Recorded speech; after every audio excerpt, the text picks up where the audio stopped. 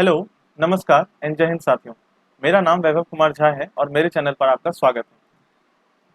साथियों, ये जो है ये बायोलॉजी का एक सेशन स्टार्ट होने जा रहा है, ठीक है, जिसमें सबसे पहला टॉपिक जो हम लोगों ने उठाया है वो है डाइजेस्टिव सिस्टम यानी पाचन तंत्र। ठीक है, तो पाचन तंत्र यह जो है बेसिकली जितने भी तरह के कॉम्पिटिटिव एग्जाम्स होते हैं, वन डे कॉम्पिटिटिव एग्जाम खास करके, और साथ ही साथ जो 9th और 10th के हमारे स्टूडेंट हैं उनके लिए काफी ज्यादा यूजफुल होने वाला है। तो इसमें कंपटीशन के रिगार्डिंग भी सारे टॉपिक्स कवर किया जाएगा और साथ ही साथ जो 9th और 10th के स्टूडेंट हैं, ठीक है, उनके लिए भी सारे कंटेंट इसमें पूरे मिलेंगे। ठीक है, तो आप वीडियो को पूरा देखें और इस वीडियो को हम लोग यानी डाइजेस्टिव सिस्टम को हम लोग एक ही वीडियो में खत्म नहीं करेंगे, इसे हम लोग छोटे छोटे वीडियो में जो है खत्म करेंगे, ठीक है, पार्ट बाय पार्ट करके। ठीक है, तो चलिए अपना ये जो टॉपिक है ये स्टार्ट करते हैं। ठीक है, तो सबसे पहले समझते हैं कि ये डाइजेस्टिव सिस्टम जो होता है ये होता क्या है।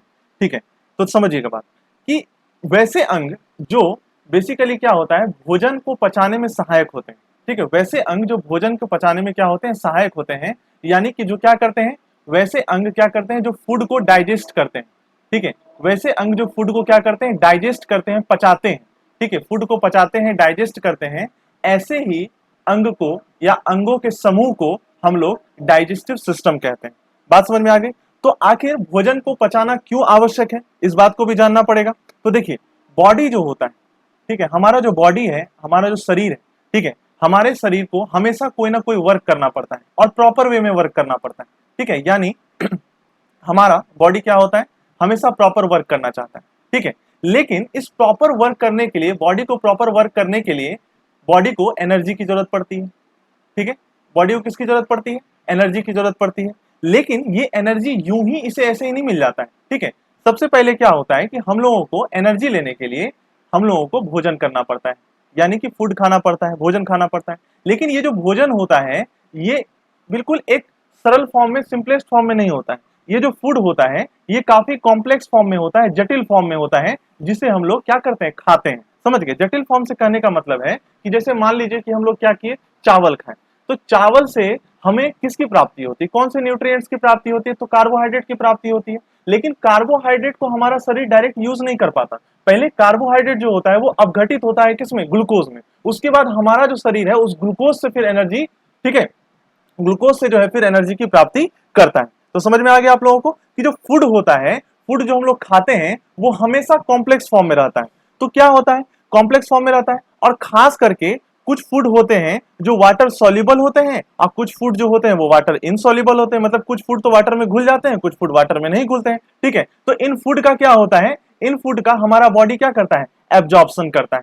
इन फूड का हमारा बॉडी क्या करता है, एब्जॉर्प्शन करता है। और एब्जॉर्प्शन करने के बाद, एब्जॉर्प्शन करने के बाद क्या होती है, हमें एनर्जी की प्राप्ति होती है। ठीक है, तो ये जो कंप्लीट प्रोसेस है, ये जो कंप्लीट प्रोसेस है, इसमें जो तंत्र इन्वॉल्व है, इसमें जो तंत्र इन्वॉल्व है, जो सिस्टम इन्वॉल्व है, उसी को हम लोग कहते हैं digestive system in simple word.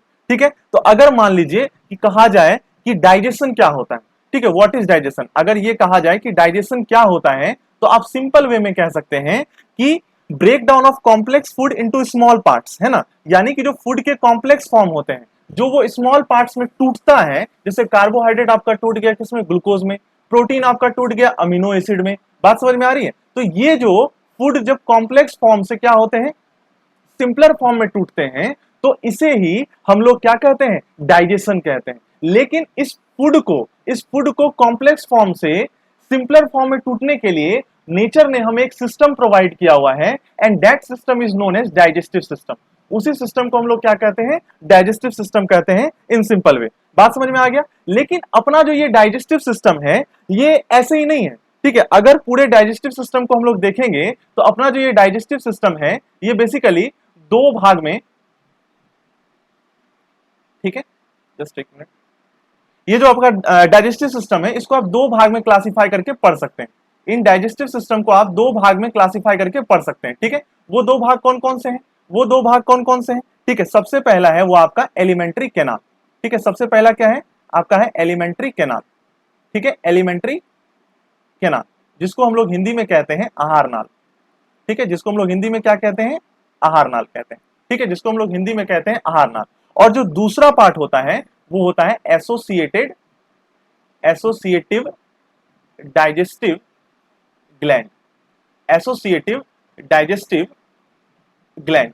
मतलब ये जो अपना डाइजेस्टिव सिस्टम है कंप्लीट, जैसा कि आप फिगर में देख पा रहे हैं यहाँ पर कि हमारा जो ये जो सिस्टम है, डाइजेस्टिव सिस्टम है, ये हमारे माउथ से चालू हो गया है और यहाँ पर अपने रेक्टम तक, एनस तक आकर के क्या हुआ है, खत्म हुआ है। तो ये अपने मुंह से चालू हुआ है और एनस पर आकर क्या हुआ है, खत्म हुआ है। देखिए एनस और रेक्टम में थोड़ा सा फर्क है। क्या फर्क है कि रेक्टम में वेस्ट मटेरियल क्या होता है, जाकर जमा होता है, और एनस क्या है, वो मार्ग है जहां से वेस्ट मटेरियल या स्टूल हमारे बॉडी से क्या होता है, बाहर होता है। ठीक है, तो ये पूरा माउथ से शुरू हुआ है अपना डाइजेस्टिव सिस्टम का जो एक तरह से शुरुआती दौर है, वो हमारा माउथ ही है। माउथ को हम लोग बक्कल कैविटी भी कहते हैं, आगे हम लोग पढ़ेंगे। ठीक है, ये माउथ से शुरू होकर के आपके कहां तक आया है, रेक्टम तक आया है। ठीक है, तो इस तरह से अगर हम लोग देखेंगे, इस तरह से अगर हम लोग देखेंगे यहां पर, तो अपना जो डाइजेस्टिव सिस्टम है इसको हम लोग दो पार्ट में पढ़ सकते हैं। सबसे पहला पार्ट जो होता है वो आहार नाल वाला पार्ट होता है ना, यानी कि एलिमेंट्री कैनाल वाला पार्ट होता है। और दूसरा जो होता है वो होता है एसोसिएटिव डाइजेस्टिव ग्लैंड, है ना, यानी कि उससे संबंधित जो डाइजेस्टिव ग्रंथियां हैं, यानी पाचन ग्रंथियां हैं या पाचक ग्रंथियां, इसको आप हिंदी में लिख सकते हैं पाचक ग्रंथियां। तो इन दोनों के कॉम्बिनेशन से अपना पूरा का पूरा डाइजेस्टिव सिस्टम जो है वो तैयार होता है।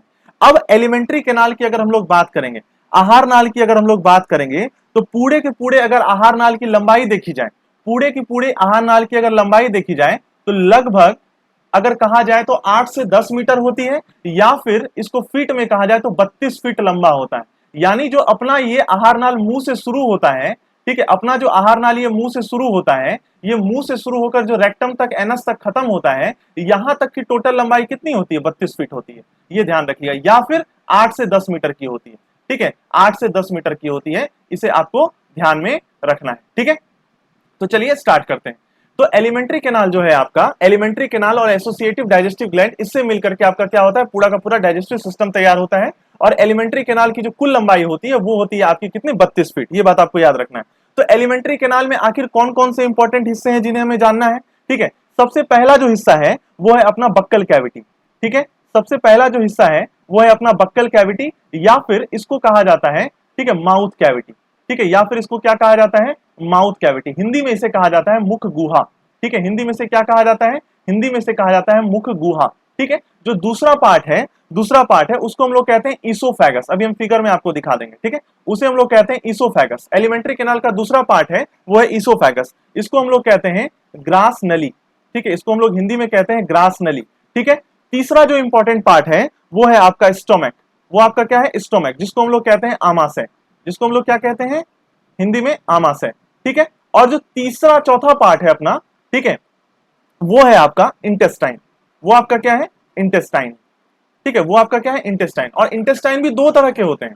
एक कौन होता है, एक होता है स्मॉल इंटेस्टाइन, ठीक है, और एक होता है लार्ज इंटेस्टाइन। तो हम लोग जब भी एलिमेंट्री कैनाल की स्टडी करेंगे तो उसमें हम लोग बारी बारी से सबसे पहले बक्कल कैविटी को पढ़ेंगे, फिर इसोफेगस को पढ़ेंगे, फिर स्टोमक को पढ़ेंगे, फिर इंटेस्टाइन को पढ़ेंगे। ठीक है, तो चलिए थोड़ा फिगर में हम लोग देख लेते हैं। ठीक है, तो अगर आप ध्यान से देखेंगे तो इसको मैं थोड़ा सा मिटा दे रहा हूं यहां पर। ठीक है, अगर आप लोग ध्यान से देखेंगे तो ये वाला जो पार्ट है, इस वाले पार्ट को कहा जाता है बक्कल कैविटी। यही है आपका बक्कल कैविटी या माउथ कैविटी, ये जहां पर हम मार्कर चला रहे हैं। ठीक है, उसके बाद जैसे ही हम लोग नीचे उतरते हैं, जैसे ही हम लोग नीचे उतरते हैं, ये वाला जो पार्ट है, ठीक है, इस वाले पार्ट को कहा जाता है इसोफेगस। ठीक है, ये जो ग्रास नली है, इसोफेगस, समझ गए।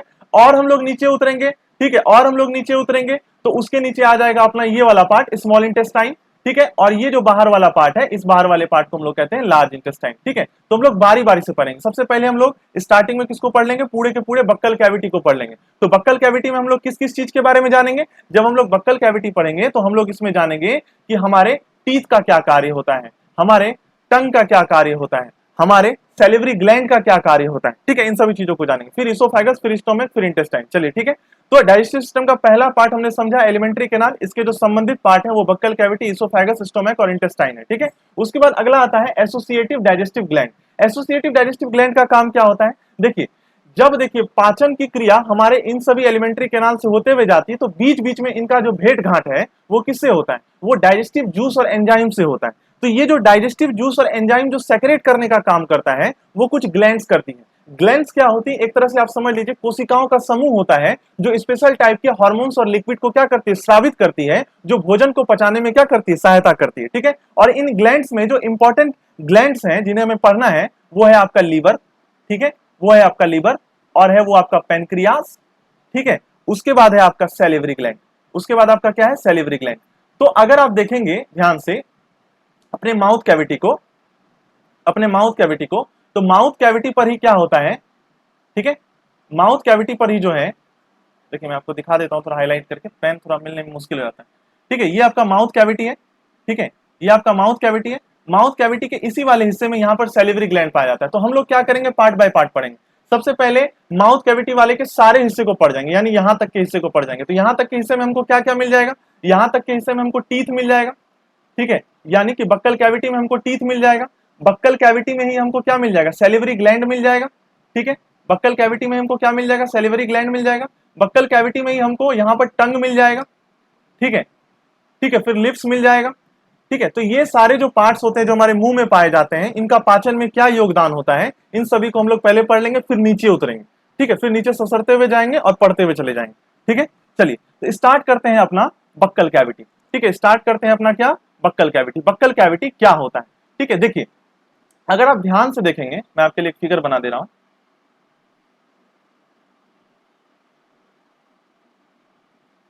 ठीक है, प्रयास कर रहा हूं कि मैं आपके लिए अच्छा से बना पाऊं फिगर। चलिए तो ये वाला जो आप हिस्सा देख रहे हैं, ठीक है, ये वाला जो आप हिस्सा देख रहे हैं, इस वाले हिस्से को हम लोग कहते हैं बक्कल कैविटी। यही है आपका क्या, बक्कल कैविटी। इसी को हम लोग कहते हैं बक्कल कैविटी, या फिर इसको इन सिंपल वे हम लोग कहते हैं mouth cavity. In simple way में हम लोग इसको क्या कहते हैं, माउथ कैविटी कहते हैं। तो इस माउथ कैविटी में कौन कौन से पार्ट होते हैं, तो बक्कल कैविटी में देखिए क्या होता है, आप अपने मुंह में ही देख लीजिए कौन कौन से पार्ट हैं। हमारे मुंह में क्या है, दांत है, ठीक है, टीथ है, बड़े पड़े हैं, ठीक है। दूसरा क्या है, दूसरा क्या है, टंग है, जो इंपॉर्टेंट पार्ट है, ठीक है, जीभ। पहले टीथ को पढ़ेंगे, फिर टंग को पढ़ेंगे, ठीक है। फिर अपने मुंह में क्या है, मुंह से ही संबंधित है लिप्स, फिर उससे संबंधित कौन है, एक और आता है ग्लैंड पाया जाता है, सैलिवरी ग्लैंड, ठीक है, सैलिवरी ग्लैंड। तो हमें जो है, हमें जो है इन सभी को, हमें जो है इन सभी को बारी बारी से पढ़ना है, ठीक है, हमें जो है इन सभी को बारी बारी से यहां पर पढ़ना पड़ेगा, ठीक है। चलिए तो अब हम लोग स्टार्ट करेंगे, अब हम लोग स्टार्ट करेंगे बक्कल कैविटी को पढ़ना, ठीक है।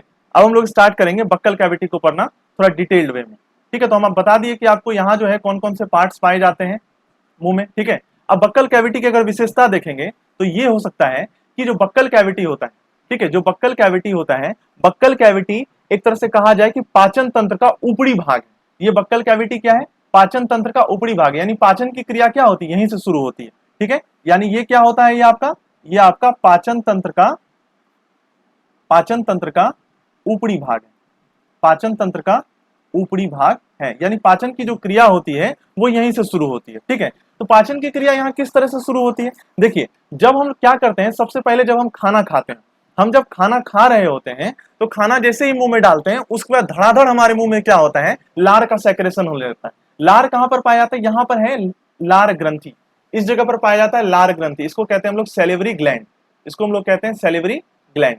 हम आपको बताएंगे कि सैलिवरी ग्लैंड जो होती है 3 जोड़े में होती है, ठीक है, जब पढ़ाएंगे तब हम आपको बता देंगे, ठीक है, सैलिवरी ग्लैंड। तो जैसे ही मुंह में हम खाना डालते हैं, जैसे ही मुंह में हम खाना डालते हैं तो हमारे मुंह में खाना के साथ क्या मिक्सअप होने लगता है, सैलिवरी ग्लैंड, जो आपका सलाइवा होता है, सैलिवरी ग्लैंड से जो सलाइवा निकलता है वो मिक्सअप होने लगता है, ठीक है। वो क्या करता है, वो हमारे भोजन में उपस्थित स्टार्च, वो हमारे भोजन में उपस्थित स्टार्च या फिर मंड, ठीक है, स्टार्च या फिर मंड को, ठीक है, स्टार्च या फिर मंड को किसमें कन्वर्ट कर देता है, माल्टोज में कन्वर्ट कर देता है। अब आपको थोड़ा सा सुनकर ये आश्चर्य लग रहा होगा, ये स्टार्च, मंड, माल्टोज ये सब क्या चीजें हैं, ठीक है। तो हम आपको बता देते हैं, स्टार्च जो होता है, ठीक है, स्टार्च जो होता है, स्टार्च एक तरह का आप कार्बोहाइड्रेट समझिए, ठीक है, एक तरह का आप क्या समझिए, कार्बोहाइड्रेट समझिए, ठीक है। देखिए और माल्टोज को आप एक तरह से इसी कार्बोहाइड्रेट का संश्लेषित फॉर्म समझिए, मतलब सिंथेसाइज्ड फॉर्म, मतलब टूटा हुआ फॉर्म समझिए, समझ गए, इसको हम लोग कहते हैं हिंदी में भी माल्टोज ही कहते हैं, समझ गए। लेकिन जो स्टार्च होता है, स्टार्च जो आपका माल्टोज में कन्वर्ट होता है वो ऐसे ही नहीं कन्वर्ट हो जाता है, तो सलाइवा से एक टाइलिन निकलता है, ठीक है, सलाइवा से क्या निकलता है, एक टाइलिन नाम का एंजाइम निकलता है, ठीक है, टाइलिन नाम का क्या निकलता है, एक एंजाइम निकलता है, ठीक है। ये एंजाइम हमारे मुंह में उपस्थित जो भी भोजन लिए हैं, ठीक है, जो भी भोजन लिए हैं जिसको हम चबा रहे हैं, उसमें जो मौजूद स्टार्च है उसको किसमें कन्वर्ट कर देता है, माल्टोज में कन्वर्ट कर देता है। और पाचन की क्रिया यहीं से शुरू हो जाती है, ठीक है। इसी प्रोसेस को हम लोग कहते हैं पार्शियल डाइजेशन, ठीक है। इसी प्रोसेस को हम लोग कहते हैं पार्शियल डाइजेशन, ठीक है, यानी कि आंशिक पाचन। आंशिक पाचन यानी कि जो भी हम लोग खाना खाते हैं, खाना में जो पाचन की शुरुआत हो जाती है वो हमारे मुंह से ही हो जाती है। तो कैसे होती है मुंह से, क्योंकि खाने में क्या होता है, स्टार्च या मंड या फिर कार्बोहाइड्रेट होता है, वो जो है वो कन्वर्ट हो जाता है टाइलिन की उपस्थिति में माल्टोज में, यानी स्टार्च या कार्बोहाइड्रेट का सिंथेसाइज्ड फॉर्म है, संश्लेषित रूप है क्या, माल्टोज। यानी स्टार्च हो गया कॉम्प्लेक्स फॉर्म, जटिल फॉर्म, और जो माल्टोज हो गया वो हो गया आपका सिंपलर फॉर्म। बात समझ में आ गई आपको। तो मुंह में इस तरह से जो है डाइजेशन की क्रिया प्रारंभ होती है, ठीक है। इसके अलावे हमारे मुंह में जो है, इसके अलावे हमारे मुंह में जो भोजन होता है, भोजन दांत की सहायता से पिसाया भी जाता है, जिसको हम लोग कहते हैं ग्राइंडिंग करना, है ना। इसके अलावा फूड क्या होता है, इसके अलावा जो फूड होता है हमारे मुंह में ग्राइंड भी होता है। इसके अलावा फूड जो होता है हमारे मुंह में क्या होता है, ग्राइंड भी होता है, यानी पिसाया भी जाता है, ठीक है। और साथ ही साथ भोजन क्या होता है, स्मूथ भी बनता है। भोजन क्या होता है, स्मूथ भी बनता है, ठीक है। भोजन क्या होता है, स्मूथ भी बनता है। तो ये बक्कल कैविटी में इतनी सारी प्रक्रियाएं जो है स्टार्टिंग में होने लगती है, ठीक है। चलिए थोड़ा सा रिवाइज कर लेते हैं। तो बक्कल कैविटी में क्या होता है, बक्कल कैविटी में पाचन, मतलब बेसिकली पाचन का प्रारंभिक जो रूप देखा जाता है वो बक्कल कैविटी या माउथ कैविटी में देखा जाता है। वो कैसे, कि जब हम लोग भोजन को करते हैं, भोजन को खाते हैं, खाने के बाद जो स्टार्च या मंड उपस्थित होता है, जो कार्बोहाइड्रेट उपस्थित होता है भोजन में, वो टाइलिन की उपस्थिति में माल्टोज में कन्वर्ट हो जाता है। माल्टोज क्या है, ये शर्करा का एक तरह से सरलतम फॉर्म है, सिंपलेस्ट फॉर्म। बात समझ में आ गई। देखिए आगे बढ़ते हैं हम लोग। अब चलते हैं हम अपने अगले पार्ट, जो बक्कल कैविटी का ही हिस्सा है, वो है टीथ। टीथ को पढ़ेंगे, ठीक है। अब किसको पढ़ेंगे, टीथ को पढ़ेंगे, ठीक है। तो टीथ की जो स्टडी होती है, ठीक है, टीथ की जो स्टडी होती है, टीथ की जो स्टडी होती है उसको हम लोग क्या कहते हैं, तो टीथ की जो स्टडी होती है उसको हम लोग कहते हैं ओडोंटोलॉजी, ठीक है। टीथ की जो स्टडी होती है उसको हम लोग क्या कहते हैं, ओडोंटोलॉजी, ठीक है। टीथ की जो स्टडी होती है उसे हम लोग क्या कहते हैं, ओडोंटोलॉजी कहते हैं, ठीक है। और जो हमारा दांत होता है, और जो हमारा दांत होता है ये किसका बना होता है, हमारा दांत एक कंपाउंड का बना होता है जिसका नाम होता है कैल्शियम फॉस्फेट। जिसका नाम क्या होता है, कैल्शियम फॉस्फेट। यानी हमारा जो दांत है ये दो तरह के पदार्थों से बना होता है, एक कैल्शियम, ठीक है, और एक होता है फॉस्फोरस। एक होता है कैल्शियम और एक होता है फॉस्फोरस, ठीक है। तो कैल्शियम की मात्रा जो होती है, ठीक है, कैल्शियम की जो मात्रा होती है हमारे टूथ में वो लगभग 98% होती है, ठीक है। और जो फॉस्फोरस की मात्रा होती है वो बाकी 2% की होती है, ठीक है। तो समझिएगा, देखिए हमारा एक होता है बोन, एक होता है बोन। हमारा जो ये बोन होता है ना, बोन ये टीथ से कमजोर होता है, टीथ हमारा बहुत ज्यादा मजबूत होता है, क्योंकि अगर बोन की बात करेंगे तो बोन में 62% ही कैल्शियम पाया जाता है। बात समझ में आ गई। बोन में 62% ही कैल्शियम पाया जाता है और 38% जो होता है ओजिन प्रोटीन पाया जाता है, ठीक है। 38% क्या होता है, ओजिन प्रोटीन, ठीक है। तो ओजिन प्रोटीन, आपसे ये क्वेश्चन एग्जाम में आ सकता है कि हमारे बोन्स में कौन सा प्रोटीन पाया जाता है, तो बोन्स में जो होता है आपका ओजिन प्रोटीन पाया जाता है, ठीक है। और दांत में कैल्शियम, दांत जो होता है आपका कैल्शियम और फास्फोरस का बना होता है, जिसमें कैल्शियम की मात्रा क्या होती है 98% और फास्फोरस की मात्रा कितनी होती है 2% के लगभग, ठीक है। और हमारा दांत जो होता है वो बोन से ज्यादा स्ट्रांग होता है, क्यों, क्योंकि दांत में कैल्शियम की मात्रा क्या होती है, ज्यादा होती है, ठीक है। दांत में कैल्शियम की मात्रा क्या होती है, ज्यादा होती है। चलिए अब हम लोग आगे बढ़ते हैं, ठीक है। जब हम लोग दांत की स्टडी को आगे बढ़ाएंगे तो हम लोग ये देखेंगे दांत के थोड़े से स्ट्रक्चर को, ठीक है, कि अपना दांत आखिर होता कैसा है, ठीक है। अपना दांत जो है वो होता कैसा है, किस तरह से इसकी स्ट्रक्चर होती है, ठीक। चलिए थोड़ा सा हम लोग स्ट्रक्चर बना के देखते हैं अच्छे से। देखिए दांत को अगर आप ध्यान से देखेंगे, ठीक है, दांत को अगर आप ध्यान से देखेंगे तो हम पहले स्ट्रक्चर बनाते हैं इसका, थोड़ा इसको मोटा कर लेते हैं।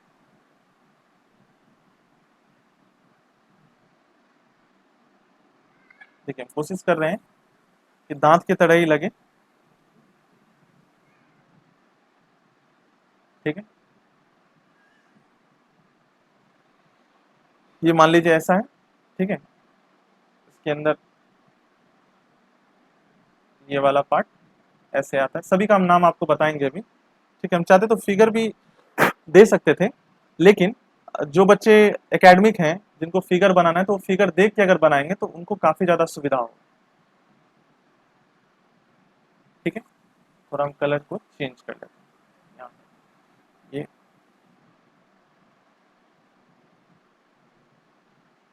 ओके। धीरे धीरे हम फिगर को बनाने का प्रयास कर रहे हैं अच्छा से। पहले देख लीजिए आप किस तरह से बनाना है, फिर हम सारे पार्ट्स को बता देंगे आपको ढंग से।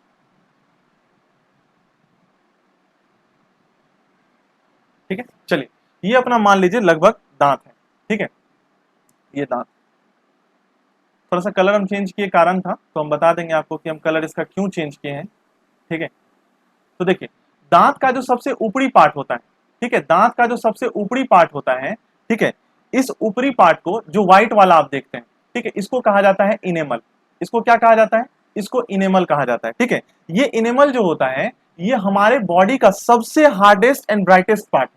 ठीक है, ये हमारे बॉडी का क्या है? सबसे ज्यादा हार्डेस्ट एंड ब्राइटेस्ट पार्ट है। अगर आपसे ये कहा जाए कि हमारे बॉडी का सबसे ज्यादा हार्डेस्ट पार्ट कौन है, तो सीधा आंसर मारेगा क्या? इनेमल। ये सबसे ऊपर वाला पार्ट पाया जाता है। ठीक है, अपर वाला पार्ट या आउटर वाला पार्ट, यानी इनेमल क्या हो गया आपका? एक तरह से इसको देखेंगे तो ये क्या हो जाएगा आपका? आउटर पार्ट हो जाएगा।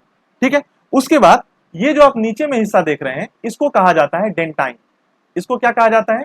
इसको कहा जाता है डेंटाइन। ठीक है, और ये जो अंदर में ग्रीन ग्रीन वाला जो जालीनुमा आप संरचना देख रहे हैं, इसको कहा जाता है बेसिकली, ठीक है, इसको कहा जाता है पल्प। इसको क्या कहा जाता है?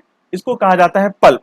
तो हम आपको सप्लाएंगे, ये पल्प क्या करता है? ये जो है ये ब्लड को सप्लाई करता है। पल्प क्या करता है? ये ब्लड को सप्लाई करता है। ठीक है, चलिए, और ये वाला जो हिस्सा है, इस वाले हिस्से को आप मान लीजिए मसूड़ा। ठीक है, जिसमें हमारा ये दांत जो है ये धंसा हुआ रहता है। ठीक है, ये हो गया आपका मसूड़ा, जिसको हम लोग कहते हैं गम्स। जिसको हम लोग क्या कहते हैं? गम्स कहते हैं। अब समझिएगा ये दांत किस तरह से आपका काम करता है। तो सबसे जो ऊपर वाला पार्ट होता है, इसको हम लोग कहते हैं इनेमल। ठीक है, नीचे वाला जो पार्ट होता है उसको डेंटाइन, और सबसे अंदर वाला पार्ट जो होता है, जिसमें कि ब्लड वेसल्स होते हैं, उन्हें कहा जाता है पल्प। ठीक है, अब देखिए हमारे दांतों में क्या होता है, कभी कभी, ये तो दांत का स्ट्रक्चर हो गया। ठीक है, तो दांत का स्ट्रक्चर हो गया। तो अब समझिएगा कि हमें दंत क्षय क्यों होता है। यहां से क्वेश्चन आता है कि हमें दंत क्षय या फिर टूथ डिकेइंग क्यों होता है। तो देखिए, जब भी हम कोई फूड खाते हैं, ठीक है, जब भी हम कोई क्या करते हैं, फूड खाते हैं, तो फूड खाने के बाद उसमें क्या होते हैं? शर्करा मौजूद होता है। फूड में क्या मौजूद होता है? फूड में जो होता है शर्करा मौजूद होता है। और ये जो शर्करा, अब शर्करा वाले फूड तो बहुत सारे होते हैं, जैसे मिठाई खा लिए, चॉकलेट खा लिए, आइसक्रीम खा लिए, ये सारी चीजें तो शर्करा ही वाली होती है ना। तो जब हमको इसको खा लेते हैं, तो खाने के बाद क्या होता है, मान लीजिए कि इसमें शर्करा चिपका रह जाए, शर्करा क्या हो जाए, इसमें चिपका रह जाए, तो ये क्या करेगी, तो हमारे मुंह में जो मौजूद बैक्टीरिया है, हमारे मुंह में जो मौजूद बैक्टीरिया है, ये इस शर्करा से रिएक्शन कर लेगी, और रिएक्शन करने के बाद ये धीरे धीरे धीरे धीरे धीरे धीरे दांतों में चिपककर दांतों को क्या करेगी, दांतों में चिपककर दांतों में इस तरह से आपका कैविटी क्रिएट करने लगेगी। इस तरह से आपका क्या करने लगेगी? कैविटी क्रिएट करने लगेगी। और इस कैविटी को कहा जाता है, इस कैविटी को कहा जाता है कैरियस कैविटी। इस कैविटी को कहा जाता है कैरियस कैविटी, यानी कि दांत के गड्ढे, दांत के गड्ढे से कहा जाता है। ठीक है, तो ये क्यों होता है? ये इसलिए होता है क्योंकि बैक्टीरिया जो होते हैं हमारे भोजन में मौजूद शर्करा से रिएक्शन करके ये दांतों को क्षय करने लगती है। ठीक है, अब बात उठती है कि हमें दांत में दर्द कब होता है। ठीक है, दांत में तो कीड़ा लग गया, स्टार्टिंग में तो बहुत सारे का चौवा हुआ में देखे होंगे कि ब्लैक ब्लैक सा होता है, लेकिन तुरंत में दर्द नहीं करता है।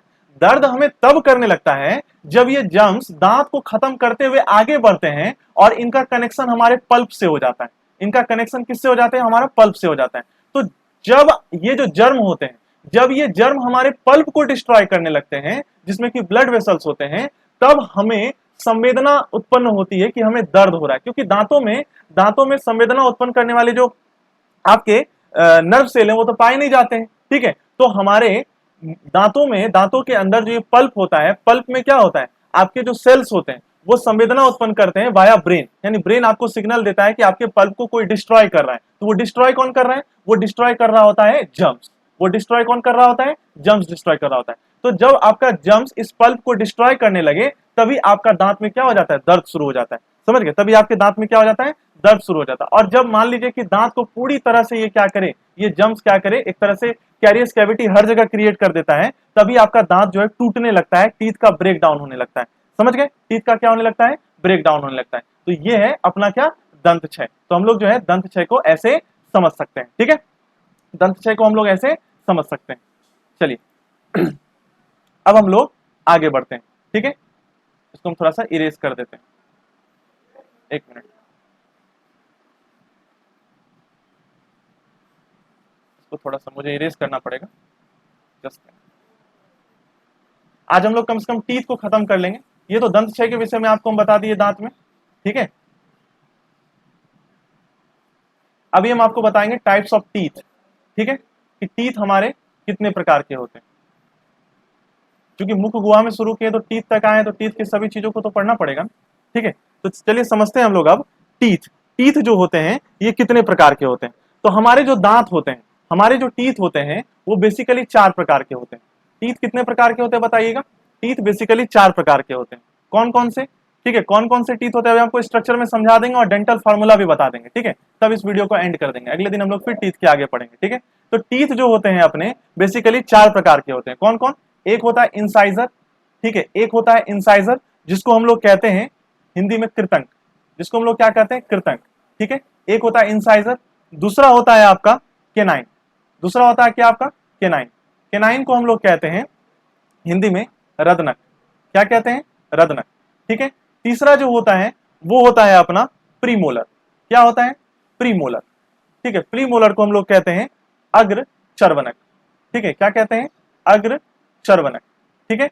और जो चौथा होता है उसको हम लोग कहते हैं मोलर, उसको हम लोग क्या कहते हैं, मोलर, यानी कि चर्वनक, ठीक है, क्या कहते हैं, चर्वनक। अब हम लोग बारी बारी से इन टीथ को समझेंगे, ठीक है, बारी बारी से इन टीथ को समझेंगे कि इंसाइजर कहां होता है, केनाइन कहां होता है, प्रीमोलर कहां होता है, मोलर कहां होता है, सबके कार्य क्या होते हैं, ठीक है। इन सभी चीजों को जो है अब हम लोग समझेंगे। चलिए एक स्ट्रक्चर बनाते हैं टीथ का और एक डेंटल फार्मूला अपना निकालते हैं कि हमारे मुंह में कितने दांत होते हैं। लेकिन उससे पहले थोड़ा थोड़ा हम लोग जान लेते हैं इंसाइजर का क्या काम होता है, ठीक है। जो इंसाइजर होता है, इंसाइजर का कार्य क्या होता है। तो अगर इन सिंपल वे हम लोग समझें तो इंसाइजर जो होता है या कृतंक जो होता है, इसका काम होता है भोजन को काटना। भोजन को क्या होता है, इंसाइजर का काम क्या होता है, तो हम बगल में लिख दे रहे हैं, इनका क्या होता है, भोजन को काटना होता है, ठीक है, भोजन को काटना, ठीक है। उसके बाद केनाइन का काम क्या होता है, केनाइन का काम होता है भोजन को फाड़ना। केनाइन का काम क्या होता है, भोजन को फाड़ना। आप देखे होंगे जो, ठीक है, आप देखे होंगे, एक मिनट पहले लिख देते हैं, जो बच्चे होते हैं, ठीक है, जो आपके बच्चे होते हैं, ठीक है, जो आपके बच्चे होते हैं उन्हें सबसे पहले ये इंसाइजर ही आता है। आगे में दो दांत देखे होंगे, है ना, बड़ा ही प्यारा सा दिखता है, दो दांत, है ना, दो ऊपर दो नीचे, है ना, वो उसे काटते रहता है सबको, समझ गए ना। तो ये जो काटने वाला जो होता है उसको हम लोग कहते हैं कृतंक, ठीक है। उसका जो फाड़ने वाला आता है, फाड़ने वाला जो दांत आता है उसको कहते हैं केनाइन। बाघ सबका देखे होंगे, शेर सबका देखे होंगे, लंबा लंबा निकला होता है, 2-3 को बगल में, समझ गए ना, दो ऊपर दो नीचे, है ना, उसको फाड़ने का काम करता है। हमारे भी दांत में इंसाइजर के बगल में, फिगर बताएंगे तो आपको स्पष्ट हो जाएगा, इंसाइजर के जस्ट बगल में होता है 2 केनाइन होता है दोनों साइड से, और ऊपर भी 2 साइड से होता है, ठीक है, फाड़ने वाला काम होता है उससे, ठीक है। और जो प्रीमोलर होता है, ठीक है, प्रीमोलर का काम होता है आपको भोजन को चबाना, ठीक है, प्रीमोलर का काम क्या होता है, भोजन को चबाना, भोजन को चबाना, ठीक है। और जो मोलर होता है इसका काम होता है भोजन को पीसना। इसका काम क्या होता है, भोजन को पीसना, ठीक है। ये किसका काम होता है, ये मोलर का काम होता है। तो इंसाइजर का काम क्या होगा, भोजन को काटना, ठीक है। केनाइन का काम क्या हो गया, भोजन को फाड़ना। प्रीमोलर का काम क्या हो गया, भोजन को चबाना। और मोलर का काम हो गया भोजन को पीसना।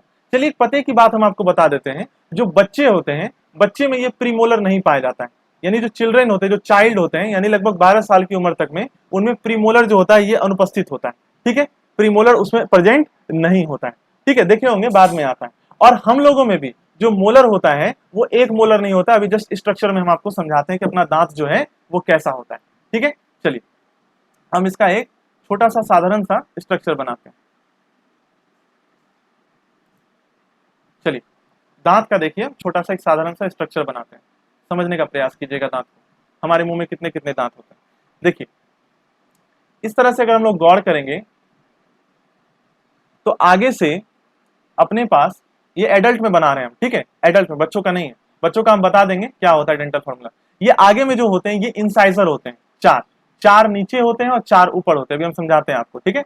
और बगल में इस तरह से ऐसे करके ये आपका केनाइन मौजूद होता है, ठीक है, ये क्या मौजूद होता है, केनाइन मौजूद होता है जो फाड़ने का काम करता है। उसके बगल में आपका 2 जो होता है प्रीमोलर मौजूद होता है, ठीक है, इसको हम लोग कहते हैं प्रीमोलर। सेम चीज इधर भी, सेम चीज इधर भी, ठीक है। इसको क्या कहें हम लोग, इसको कहे प्रीमोलर, ठीक है, इसको क्या कहे हम लोग, इसको कहे प्रीमोलर। ये जो हिस्सा है इसको कहे केनाइन, ये जो हिस्सा है इसको कहे केनाइन, और ये जो है इसको हम लोग क्या कहें, इंसीजर, इसको हम लोग क्या कहें, इंसीजर कहें, ठीक है। अब जो मोलर होता है वो मोलर यहां पर होता है, ठीक है, चबाने वाला, ठीक है, या फिर आप कह लीजिए पीसने वाला, ठीक है, क्या होता है, पीसने वाला, ये इस तरह से होता है। तो एडल्ट में 3 प्रीमोलर होते हैं, एडल्ट में क्या होते हैं, 3 प्रीमोलर होते हैं, इस सॉरी मोलर होते हैं, इसको हम लोग कहते हैं मोलर, ठीक है, इसको हम लोग क्या कहते हैं, मोलर कहते हैं। समझिएगा बात को अब। तो देखिए, अगर दांत को आप सही ढंग से देखिएगा तो हमारा दांत जो है ना सिमेट्रिक है। सिमेट्रिक समझते हैं, सिमेट्रिक का मतलब होता है जिसको आप 2 बराबर पार्ट में बांट सकते हैं, उसको हम लोग सिमेट्रिक कहते हैं इन सिंपल वे। जिसको आप 2 बराबर भाग में बांट सकते हैं उसको हम लोग सिमेट्रिक कहते हैं। जैसे मान लीजिए ये स्क्वायर है, ठीक है, इसको हम लोग सिमेट्रिक कर सकते हैं इस तरह से, आधा पार्ट इधर और आधा पार्ट इधर। उसी तरह से जो हमारा दांत है ना, हमारा दांत भी सिमेट्रिक है। कैसे, तो देखिए जितना दांत ऊपरी जबड़े में होता है, ये तो हम मान लीजिए बनाए हैं क्या, ये जो हिस्सा है ये अपर जॉ का है, ठीक है, ये हिस्सा क्या है, ये अपर जॉ का है, यानी ऊपरी जबड़ा का है। सेम चीज तो निचले जबड़े में भी होगा, सेम चीज तो निचले जबड़े में भी होगा, सेम चीज। तो देखिए जितना दांत ऊपरी जबड़े में होता है उतना ही दांत निचले मतलब निचले जबड़े में होता है, इसलिए इसको कहा जाता है सिमेट्रिक। समझ गए। उसके बाद साइंटिस्ट ने जब इसको और भी अच्छे से एब्जॉर्व किया या ऑब्जर्व किया तो इन्होंने देखा कि यहां से भी दांत आपका सिमेट्रिक है। कैसे सिमेट्रिक है, देखिए जितना दांत इस साइड में है उतना ही दांत इस साइड में।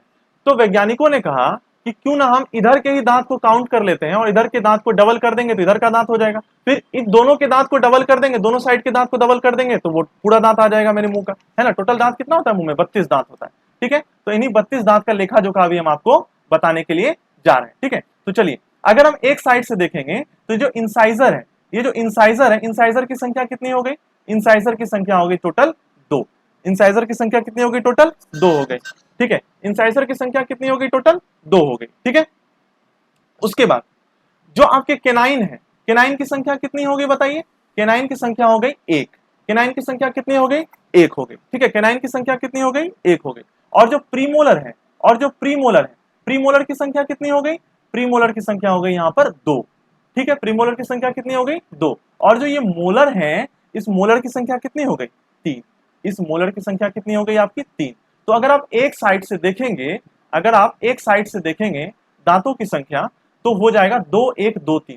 क्या हो जाएगा, 2 2 1 2 3, मतलब 2 क्या हो गया इंसाइजर, 1 क्या हो गया केनाइन, फिर 2 क्या हो गया प्रीमोलर और 3 क्या हो गया मोलर, ठीक है। तो ये जो होता है एक डेंटल फॉर्मूला होता है किसका, एडल्ट का।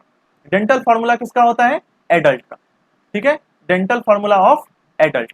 तो आप कहिएगा सर 2 1 3 2 इतना ही दांत रहता है क्या, नहीं बिल्कुल नहीं। देखिए 2 1 3 2 तो एक ही साइड हुआ ना, ये इसी साइड हुआ 2 1 3 2, फिर 2 1 3 2 तो आपका इस साइड भी मौजूद होगा, ठीक है।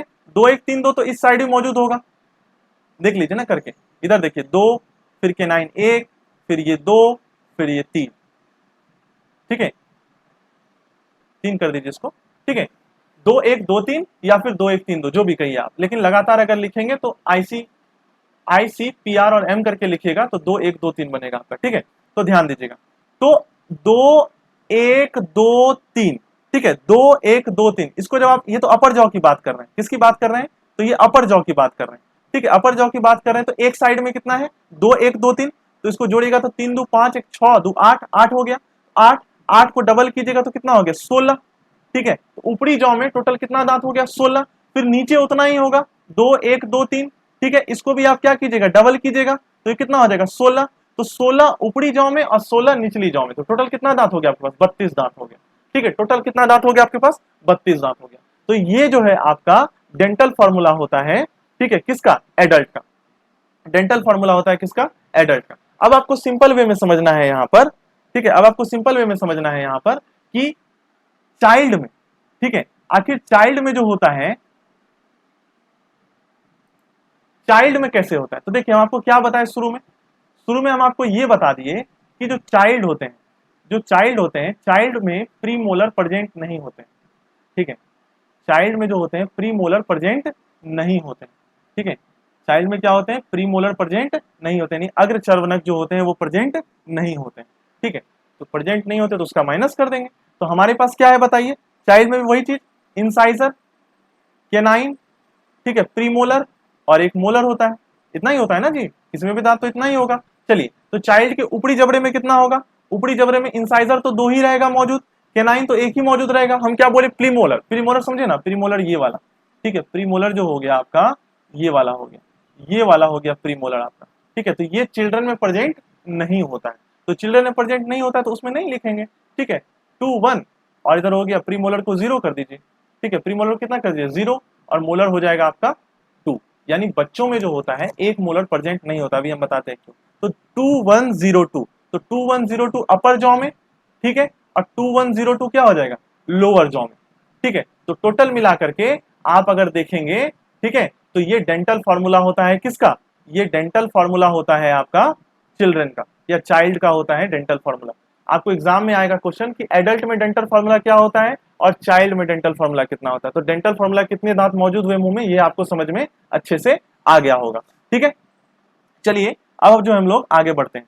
ठीक है, कुछ कुछ बातें जो आपको सीखनी होगी वो ये जाननी होगी कि जो बच्चे में होता है वो प्रीमोलर प्रेजेंट तो नहीं होता, ये तो हम आपको बता ही दिए अच्छे से। ठीक है, उसके बाद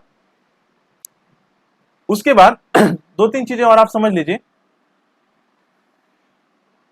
कि जो अपना दांत होता है, ठीक है, अपना जो दांत होता है, ठीक है, हम लोग भी कभी बच्चे रहे होंगे। ठीक है, तो बच्चों में एक दांत होता है मिल्क टीथ, एक दांत होता है क्या मिल्क टीथ।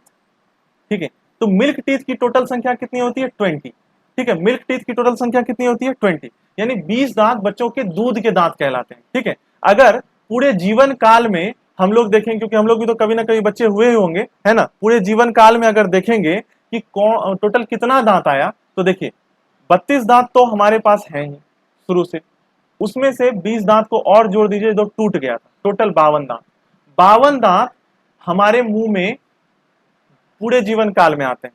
और साथ ही साथ कुछ बातों को आप समझिए कि बच्चे में जो सबसे पहले दांत आता है, यानी चिल्ड्रन में जो सबसे पहले दांत आता है वो आता है आपका क्या इंसिजर ही आता है। ठीक है, इंसिजर ही आता है, यानी जिसको हम लोग क्या कहते हैं कृतंक कहते हैं, यानी काटने वाला कुतरने वाला जो दांत कहते हैं। ठीक है, और प्रीमोलर जो होता है ये बच्चों में प्रेजेंट नहीं होता है। तो ये सारी बातें जो है आपको हम दांत के विषय में समझा दी। उम्मीद करते हैं कि आपको सब कुछ अच्छे से समझ में आया होगा। चलिए अब एक दो बातें और भी है जो कि आप जान लीजिए, आपकी जानकारी के लिए अच्छा होगा। हम लोग अपने घर में देखते होंगे नाना जी दादाजी सबको जिनको कि दांत वगैरह मुंह में नहीं प्रेजेंट होता है, तो वो लोग अपना दांत बनवा लेते हैं। वो लोग अपना क्या कर लेते हैं दांत बनवा लेते हैं। तो दांत जब वो बनवा लेते हैं तो वो दांत एक स्पेशल टाइप के मटेरियल का बनता है। ठीक है, जिसको हम लोग कहते हैं आर्टिफिशियल टीथ, जिसको हम लोग क्या कहते हैं आर्टिफिशियल टीथ कहते हैं। और ये जो आर्टिफिशियल टीथ होता है ये आपका पोर्सेलिन, ठीक है, पोर्सेलिन एंड एक्रिल एक्रिलिक रेजिन का बनता है। ठीक है, एक्रिलिक रेजिन का बनता है। ठीक है, ये कंपाउंड होते हैं, एक तरह के पदार्थ होते हैं विशेष। ठीक है, इन्हीं से जो है वो आर्टिफिशियल दांत नानाजी दादाजी वाला जो है बनाया जाता है। ठीक है, तो उम्मीद करते हैं आपको शुरू से अब तक दांत के विषय में जितनी भी बातें हमने बताई वो आपको समझ में आया होगा कि बक्कल कैविटी में किस तरह से डाइजेशन होता है, तो ये भी चीजें हम आपको बता ही दिए। ठीक है, बक्कल कैविटी में किस तरह से डाइजेशन होता है ये चीज हम आपको बता दिए। दांत के विषय में आपको हमने कंप्लीट इंफॉर्मेशन दिया। ठीक है, अब अगले दिन जो है हम लोग चर्चा करेंगे किस पे, टंग पे चर्चा करेंगे। ठीक है, अगले दिन हम लोग किस पे चर्चा करेंगे, टंग पे चर्चा करेंगे। ठीक है, तो अगर आप यहां तक आ चुके हैं, ठीक है, अगर आपको समझ में सब कुछ अच्छे से आया है, ठीक है, अगर आपको समझ में सब कुछ अच्छे से आया है तो उम्मीद करते हैं आप लोग चैनल को सब्सक्राइब कीजिएगा और इस वीडियो को शेयर भी कीजिएगा। ठीक है, तो चलिए हम लोग अब मिलते हैं अगले वीडियो में। ठीक है, पक्का मिलेंगे अगले वीडियो में, तब तक के लिए जय हिंद।